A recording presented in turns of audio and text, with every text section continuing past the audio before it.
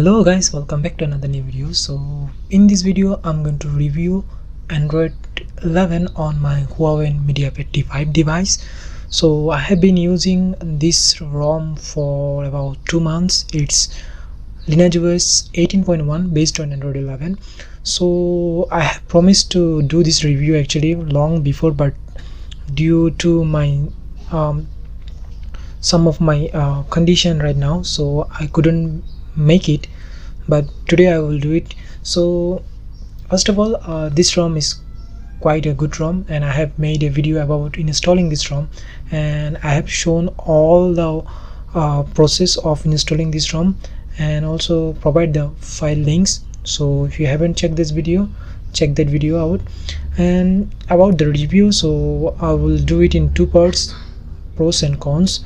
So first of all, let's talk about the pros. Actually it has a lot of pros rather than cons. So first of all, what we are getting with this ROM is that it's based on Android 11, as you can see here. If we go Android 11, and it's a proper Android 11 and everything is running well, and it's based on Android 18 based on Android 11 and 18.1, and we are getting security patch levels from 2021. And basically this tablet is official ROM is Android 8.0, so we are getting Android 11. It's quite good actually. So gestures are working fine, as you can see here, all the gestures and everything working fine. And we are getting Magisk. So as you can see here, Magisk is working, and in my videos or in my description I have written that if you get this update, don't update it if you install Magisk on your device, because it will break your device, so don't do that. And about other things is it's good ROM, Wi-Fi is working just fine, Bluetooth is working fine, and night mode, everything is just good on this device. And also our camera is working just fine, as you can see here. You can see my phone camera right now.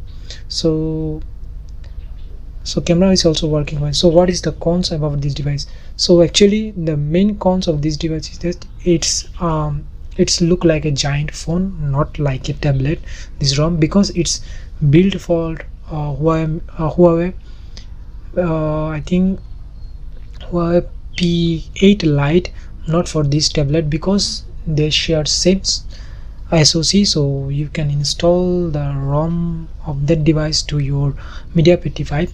So I have installed it and it's working just fine.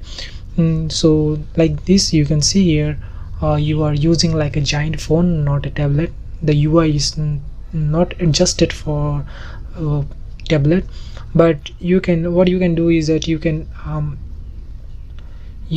change the display DPI and other things so that you can get something like this. So I have changed display size to, if you can change, want to change, you can change it, and you will find something like this, but it's like a giant phone, not like a tablet.